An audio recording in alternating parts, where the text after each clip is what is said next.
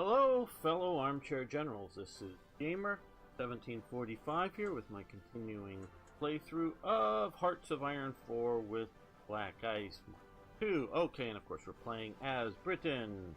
Now, Daniel Barron, great viewer, at least I presume he's great, I know he's a good viewer, of the series, wants to help me save the fleet, save the game, save the series, and he came up with an excellent sounding plan to do so.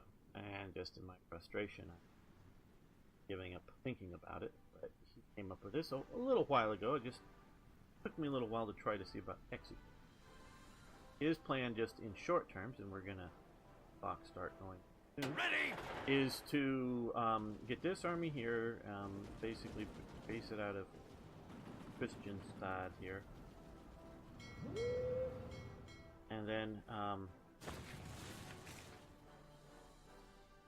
do a naval invasion along here, kind of thing. Plan that out. Plan out another naval invasion from Britain over to here, and then bring the fleets in the air out and try to wrest control of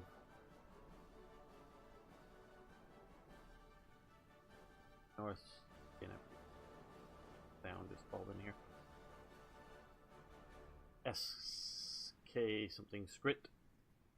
Say, but I exactly. Now, but I have it all detailed. His plan is above me on my upper screen. I have two. So I may be referring to that at times and click that. And so we have to command this. We have over here Lord Lovett. Now, when I hear Lord Lovett, I think of Simon Fraser. The 11th Lord Lovett was known as the Fox, partly, and he was a Scottish Jacobite Highland landlord, Lord Lovett, who was eventually executed by the British Crown. Many years of famous Hogarth painting. Now, of course, this is Lord Lovett, Simon Fraser. Yeah, they both have the same name. They all have the same name. But I think the 15th Lord Lovett here. You'll remember him from the movie The Longest Day. He is the guy that's always saying in his mind. No, not the guy who's saying in his mind. No, the guy who's marching up to relieve, hold until relieved. The guy to march up who's wearing the white sweater and has the bagpiper with him. That's also Simon Fraser. That's reasonable, but you probably should put him in his right and everyone recognize it better. So we have him as the invader, and the only one that I could find invader commanding that. And then we have Lord Louis Mountbatten, who was famously executed, or no, I shouldn't say executed, sorry, assassinated by the IRA. So, just so you remember him, and he, let's you to Ireland, yeah.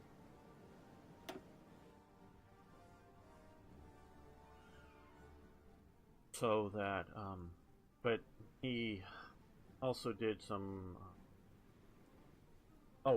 the underwater pipeline that was quickly laid, like I guess flexible pipeline or something, to supply fuel for the D-Day invasions. He commanded down here, did all kinds of things. Porto, now naval officer. So, we are starting this adventure.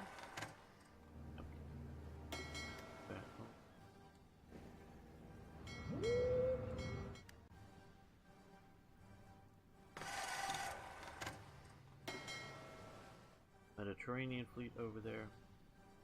I'm taking a long way.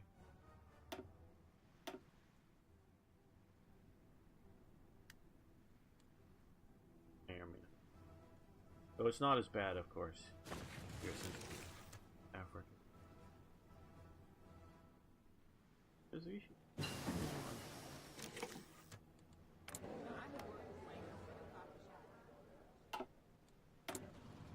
Now, okay,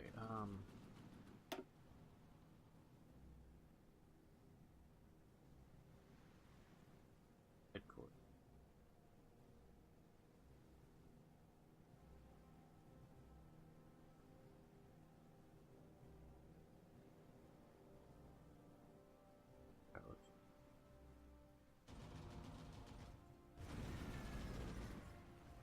Yeah.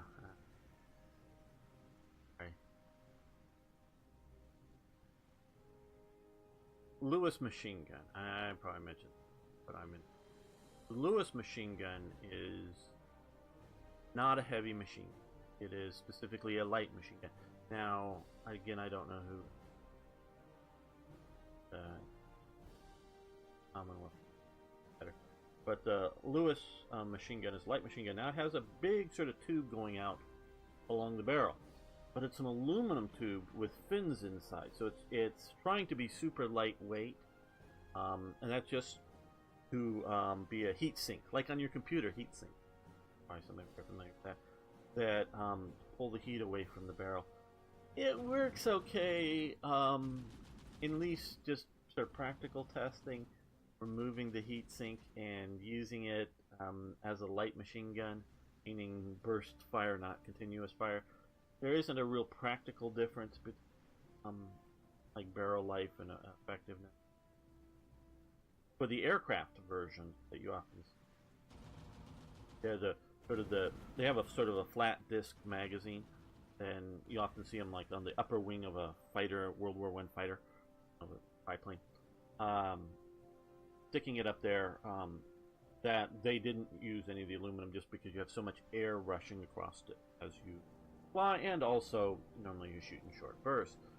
That was never a heavy machine gun, either a light machine gun or trying to be a early general purpose machine.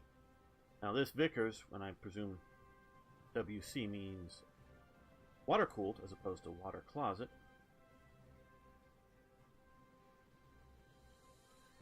So that Vickers gun basically predates World War One, and is a basically just a lightened version of a Maxim. Sort of, I think, turn the mechanism upside down inside of it, and a few other little things. It's sort of the last greatest version of a Maxim machine gun. So that would be the basic heavy machine gun for Britain. And I know they sort of want to progress through things, and I get that. I really do, but if you're building maybe you just need to build it more like they do.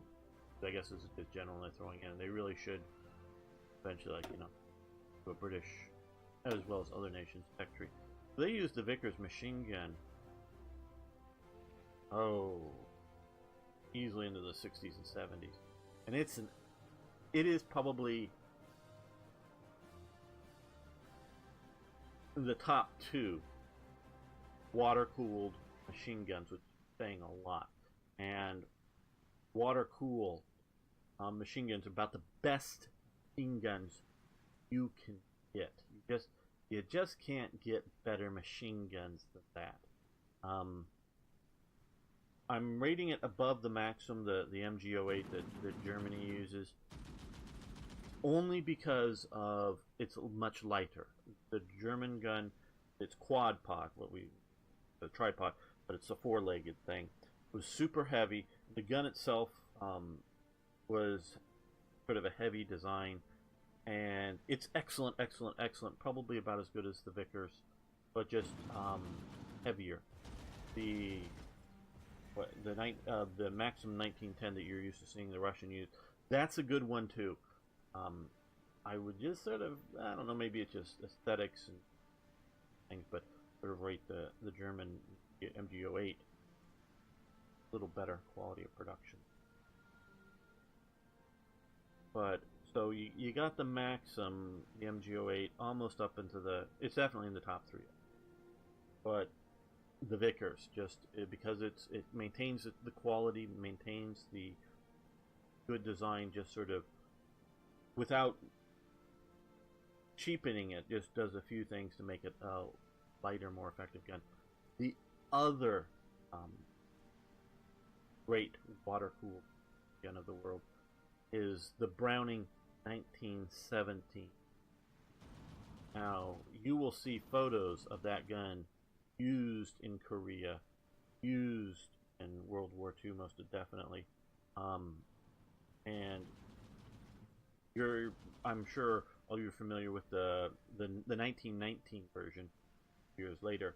That was the standard 30 caliber machine gun used until like Vietnam, until starting to replace for the M60, just sort of the standard Browning gun. That's an excellent gun, but it's just an air-cooled gun, and it doesn't have a quick barrel. There's a problem. The 1917 was extremely excellent. Going from the mechanics in the gun, going from the 17 to the 19, the 17s or the 19's mechanics are a little better than the 17, just a little bit lighter, a little more efficient. But the water cool application in the 1917, it's excellent gun. And like I say, you see U.S. troops as they're invading this part of Germany, and I think one of the photos was the Hertigen Fortis battle, that the Americans are using the 1917 gun, because if they could get their hands on them, they knew that they were excellent. They had stopped making them long since, but they knew that they were excellent, good water-cooled machine guns. I think it was Guadalcanal or one of the battles down here, Solomon's, where the Marines were using 1917, and they had specifically taken the breech block, I suppose, and drilled a bunch of holes in it just to lighten it up, to increase the rate of fire, so it was a really fast-firing machine gun. Not quite up to the MG42 or something, but very fast-firing machine gun. So it spewed a lot of bullets out quick, so which is not necessarily the best design for all purposes for a machine gun, because what it is designed to do is, for a water-cooled machine gun, is to sort of turn the machine gun on, firing. You start firing, and just let it fire for hours or more at a time. You could do that with a water-cooled gun, and that is why that they are just so great. I remember, like, reading about some of the early testing of the early Maxim gun, that they for hire a Maxim would do some of the tests, and they go someplace and just at one of the facilities, and just somebody behind that gun, and just turn it on and just fire, and as they'd keep just attaching new belts onto the back of the old belts, so no pause, and just keep firing, and they'd fire 40 or 50,000 rounds through the gun continuously without a pause. And there was no like pause to change belts. It just, the belt was attached to the back of the previous belt, and the action would just pull it through it continuously. That's what it was designed to do, to be able to do. Obviously, you don't really turn it on for 2 hours. The British had a good walking mechanism in which they'd sort of lock the gun down and then just turn the gun on and just double tap it, which moves it a little bit, double tap it, and just keep moving it, walking it back and forth across the World War I battlefield slowly, with bunches of them walking. So you're not ever aiming at a person. You're just turning the gun on, firing it in a direction. It's all locked down tight. And you just double tap, move it just a little bit to the right, double tap it a little bit more, double tap it a little bit more, double tap it a little bit more, double tap it a little bit more. Just keep doing it until you get to your stop post on the right, and then start that walking it back left with your stop post. You have a marker out a little ways on the left, so you just keep walking these guns back and forth. You're not trying to hit anybody, because you see people, in World War I battlefields jumping up and moving around. You're just walking that fire back and forth across in front of you. Obviously, that in most cases won't work in World War II. Now, D-Day type invasion, putting a German Maxim gun that's shooting, sort of down from a bunker, shooting parallel to a beach kind of thing, with a, not a wide angle of fire. You just sort of, cover that beach. Now that'd be perfect just to keep fire going, just to keep fire on that beach, from, like a concrete bunker. Just slowly walk in, have a few guns positioned around, just slowly walk the fire around, keep it going continuous, just have stacks and stacks of ammo cans behind you, and just keep that firing constant, literally. And so they're great machine guns. Most battles in World War II are much more fluid.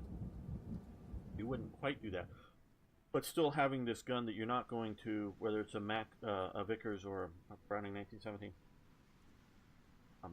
is not going to heat up the barrel and cause problems. So you actually even Vickers were better set up for the 1917, is that they would have denser setup, so that steam would leave the water, would overheat, steam up on the barrel, and go into a condenser can. Do that, and then you periodically pour more water back into condenser, pour more water back into the water jacket, and just keep that going. I know this is probably more detail than you want, but the Russian 1910 model had a big, huge, about 4 to 6 inch cap on top of it. It's sort of a flat pan. You notice you get it quickly, and that's because instead of pouring it through a normal, I don't know, inch size pour spout, they wanted to be able to feed snow into it, snow and ice chunks into the hole, frozen. Because the problem that they would face is that if they left water in the water jacket, it would freeze even in the daylight in some Russian conditions. So they wouldn't want to have water in there. But as the gun started, this is obviously not in summer where it's hot. We're talking, Russian winters here. So once you start using the gun and it starts warming up, you start dropping snow and ice in there, which will melt very quickly in there, and you just keep the lid open or whatever, so that you keep pouring more in there, because snow goes away pretty quickly, but you just keep that going, and then it's quickly to just pour it out once you stop using it. You don't freeze it up in there. But that's why they did their specialty for their operation. Now, the only real problem, there's only one real problem with water-cooled machine guns. They're heavy, and especially if you add water to them, they're even heavier. And if you need to carry around a 3-gallon condenser can, partially full of water, that's even more weight. So that's why no nation today uses a water-cooled gun. They work excellently on vehicles, but there's two things for most vehicles. One, most vehicles aren't in tactical use, don't need continuous fire machine guns. They're burst fire. You pick out a target, you fire at the burst. You fire keep firing burst. And two, the water jacket itself is sort of vulnerable to being hit by shell fragments, bullets, whatever, and being penetrated. So you'll notice, like, the Vickers Mark 6 light machine gun tank has armor around its 50 caliber Vickers water cooled. So more than you wanted to know, I'm sure. But and the Vickers K, that's not a heavy machine gun at all. That looks sort of like an advanced version of the old Lewis gun. It's a high firing rate machine gun that was mainly used as the flexible, the guy in the back pointing the machine gun in British bombers or other sort of, bow fighters and other things that had a flexible mounting. It's a high cyclic rate. Again, it's a platter sort of fed magazine type. The only common ground use was in the long range desert group and the SAS and their vehicles out in the desert. Okay. Yeah, it just pet peeves of mine. And I sort of get the idea that, they're looking for something to put here. We're going to do it just Oh, and we now have factories. We're just gonna do more arms factories. I am starving for.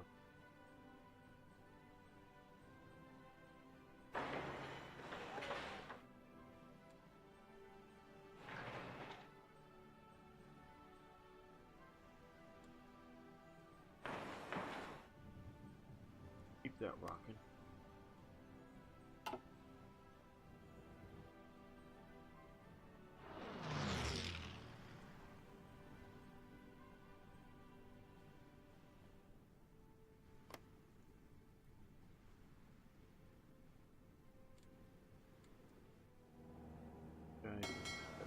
Okay.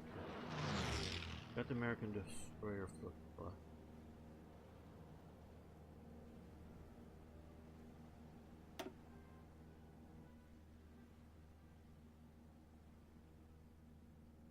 Yep. Also have other group.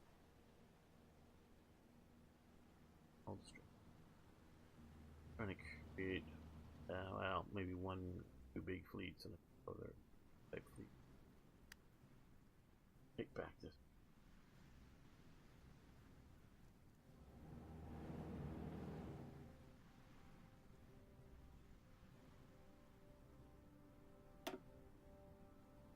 See, this is just some of the things that I really wish. Now, I don't know. In this case, I don't know whether it's a function of the AI or game limitations. Because I can't set my path for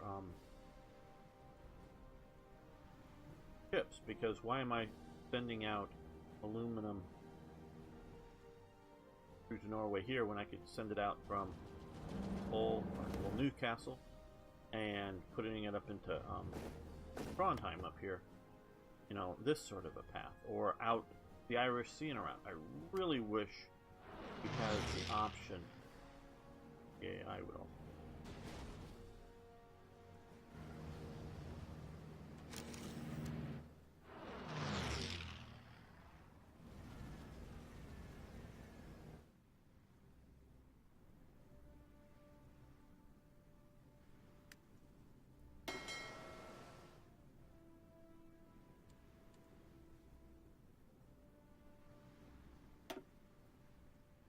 Skill levels,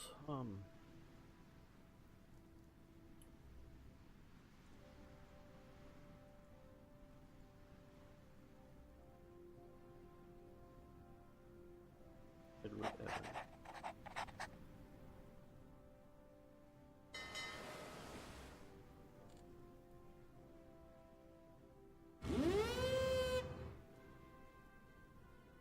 Right, they're going in the right way.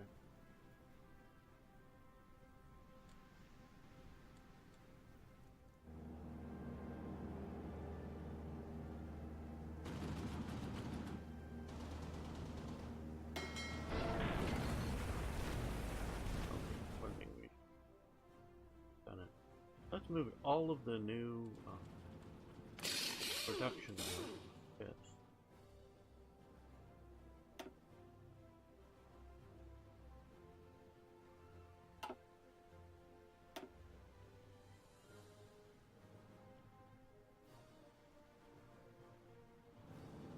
Look here.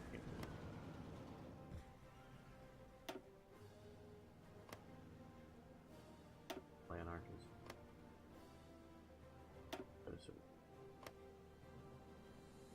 Building light.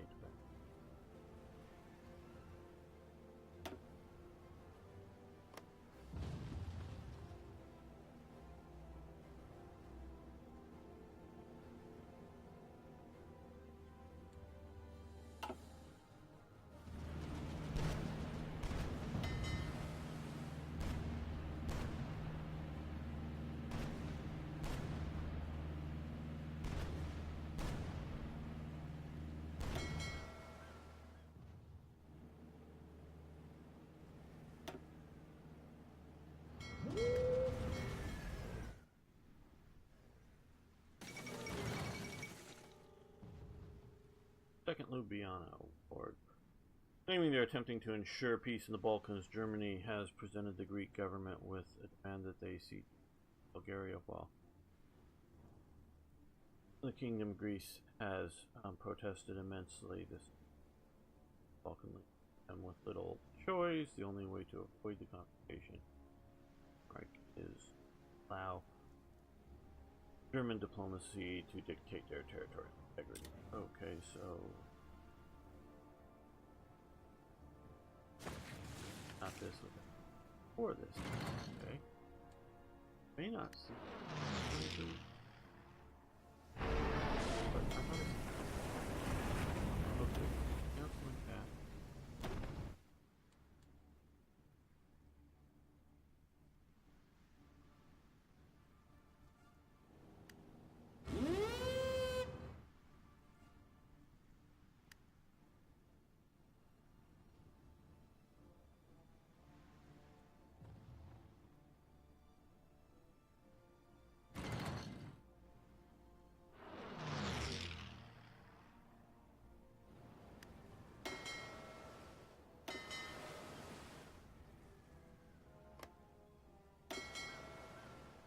Please, panel 4. Okay. Oh, that's right. I sent.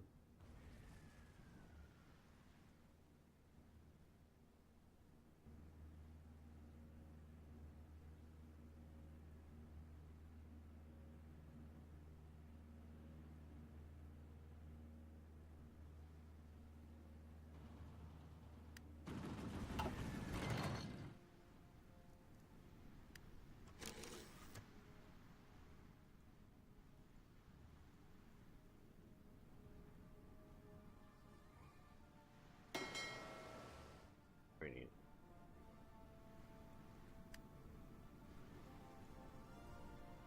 Not moving every single little thing, like that I can find at least.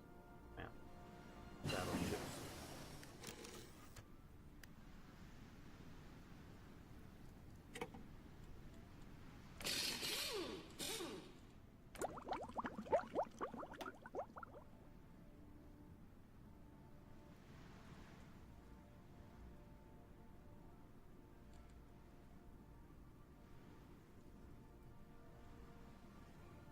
Ooh.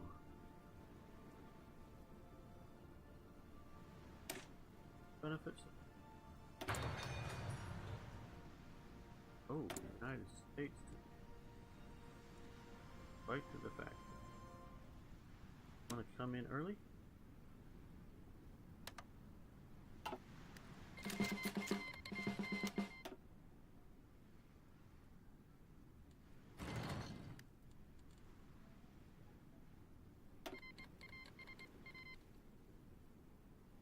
Yeah. Of course. Well, hey. Let's see what America can do. See what they can do.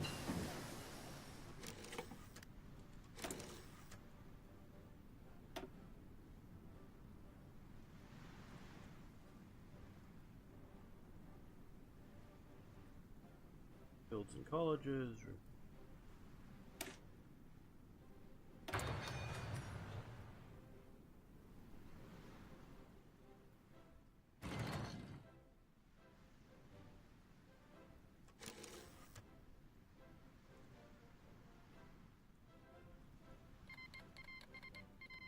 Okay.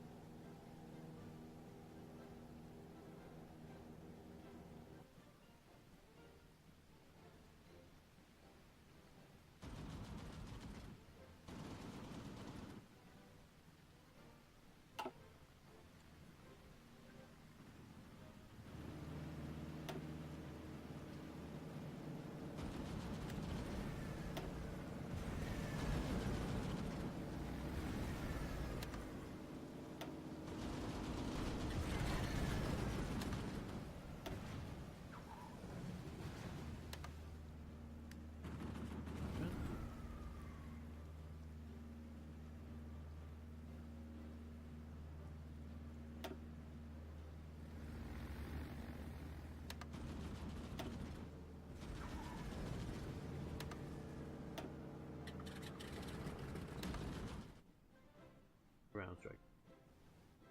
Do it there, obviously. Well, I guess there could be islands.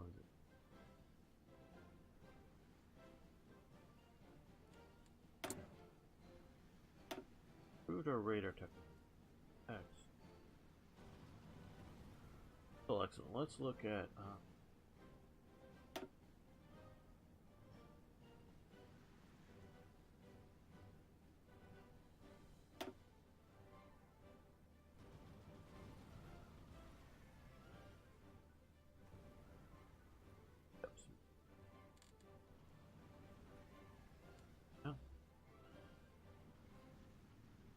production. Of course, the only put down side is civilian and military factory. The cap.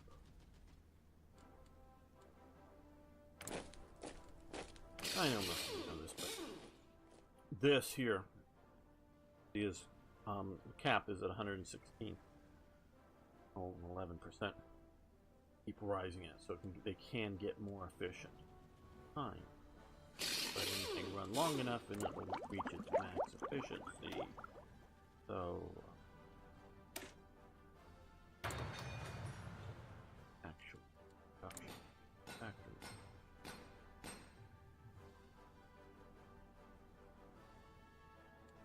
Like a bit.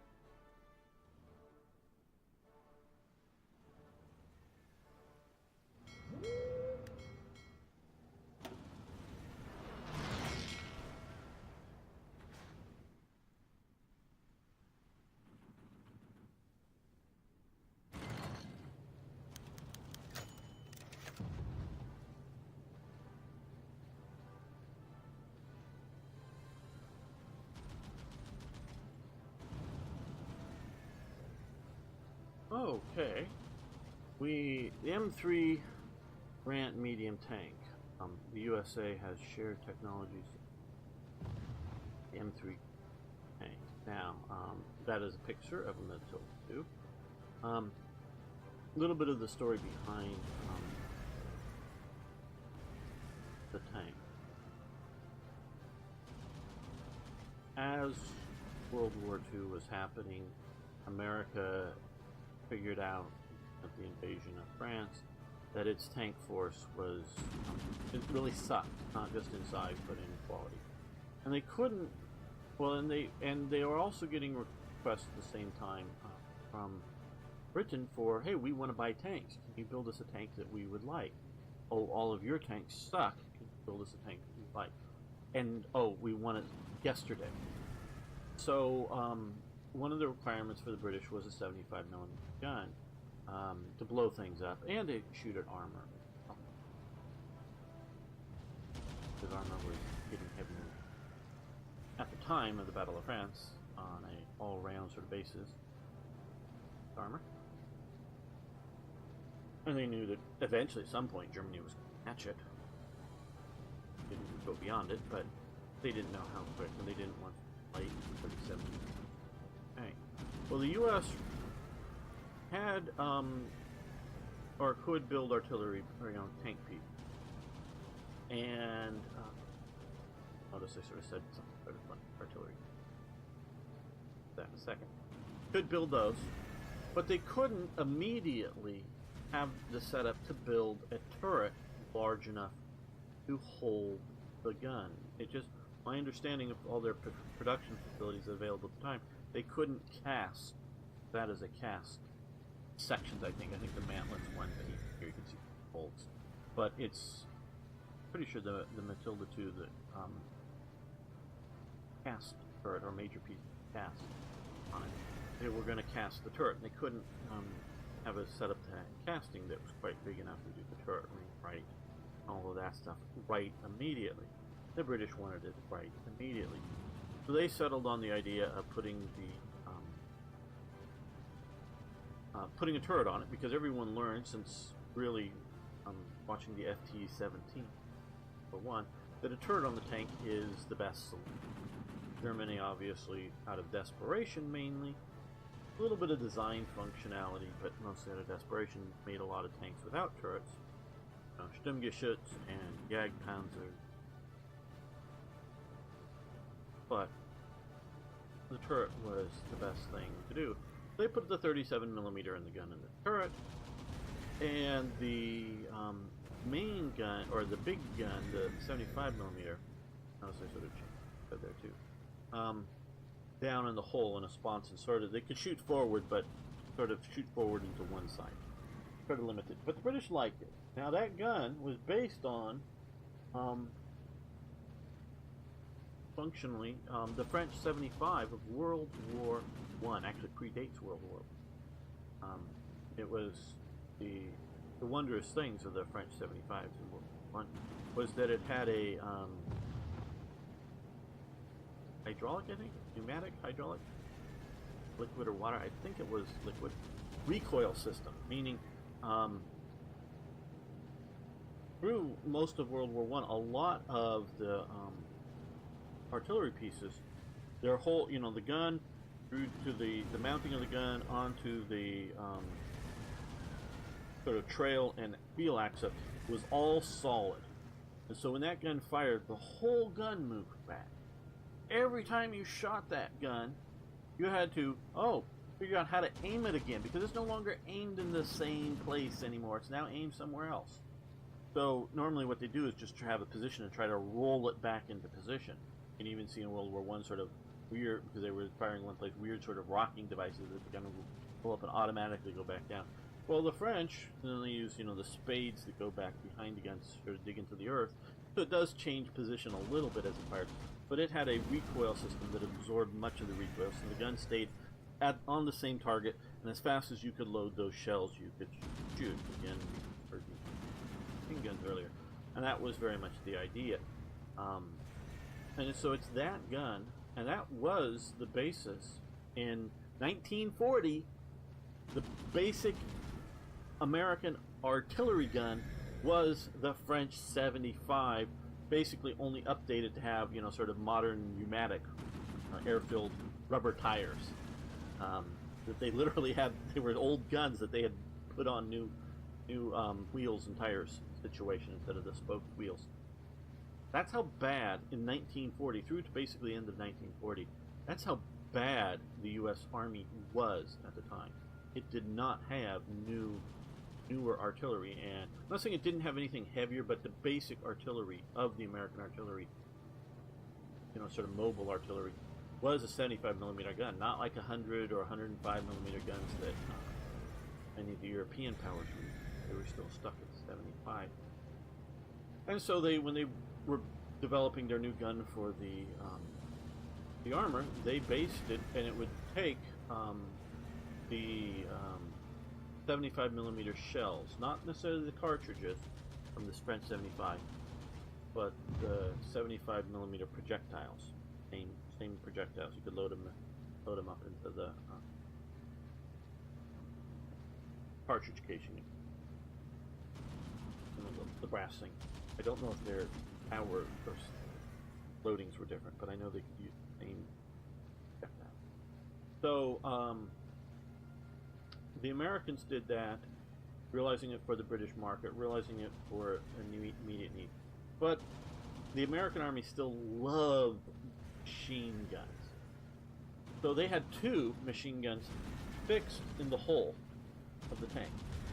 Not flexible, like you see, a bow-mounted machine gun in a Panzer 3 or 4 or something, that the radio operator gets to, point up and down and left and right a little bit. Now these are, actually, you could point them up and down, but you couldn't point them left and right at all. So they were actually aimed by the driver. They had 2 of them paired next to each other, like these would be functional and useful. They loved machine gun. And so they also, in this thing, because, hey, there's aircraft, they wanted an anti-aircraft machine gun, so they put a secondary turret, a cupola turret up here, that had another 30 caliber machine gun that could point almost vertically. And so that was really tall. Oh, and the radio was down in the hull, that sort of alternate machine gunner who could, barely move his machine guns only up and down a little bit, was the radio operator. And so basically my understanding is the vehicle commander would get something that says, "Hey Sarge, the lieutenant says to turn right at the barn." Okay, playing this sort of telephone game and, repeating the orders over the internal speakers or whatever they may have, or headphone system may or may not have had. The radio operator was a separate and distinct guy down in the hole. Commander didn't have function. But the British, the person who was supposed to handle the radios for the British was the vehicle commander, and he was supposed to be able to, also, it's, "Hey Sam, tell the lieutenant there's a machine gun up around the corner." So you're telling somebody to tell somebody else. You can see how long it delays moving of information. Now later on, especially some of the American radio stuff, they still have the radio down in the hole, but they were able to wire up the turret well enough so that the vehicle commander could have headphones on and a speaker, and sure, there's another guy down there fiddling with the dials, making sure that they're all tuned in right. But the push to talk and be able to listen was functionally now up in the vehicle commander, but early on they couldn't do that so well. So the British ordered a new turret on it and got rid of the extra top turret.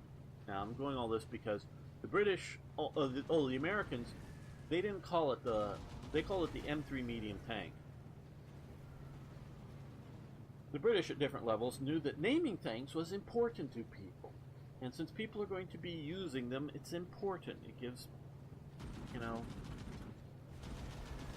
don't know, not maybe necessarily an esprit de corps for, I'm not talking naming the tank Lulabelle or something, an individual name, which both the Americans and the British did too. But, official model name, it was the British who came up with the names. The first version, and they used the first American version with the two turrets stacked on top of each other. They called it the Lee, named after General Lee. And when they got the version that they wanted, the special made for them, they called it the Grant. And so the Grant, in some ways, was better. They reduced the crewmen by one, but otherwise it had 7 crewmen. They totally got rid of the whole machine guns. That was the crewman, the radio operator / superfluous machine gunner guy.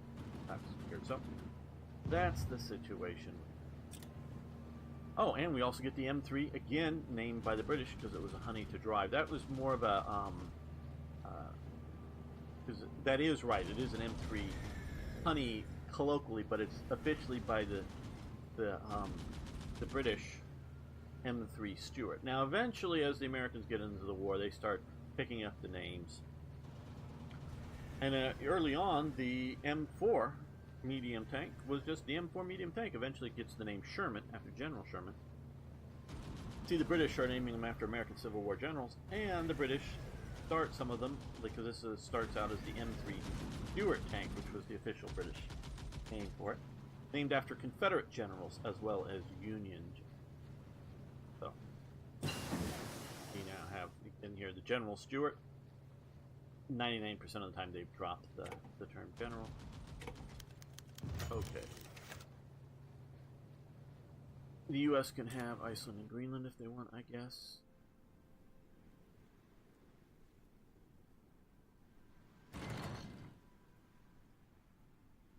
Well, I guess because I'm talking so much, I hope it's enjoyable.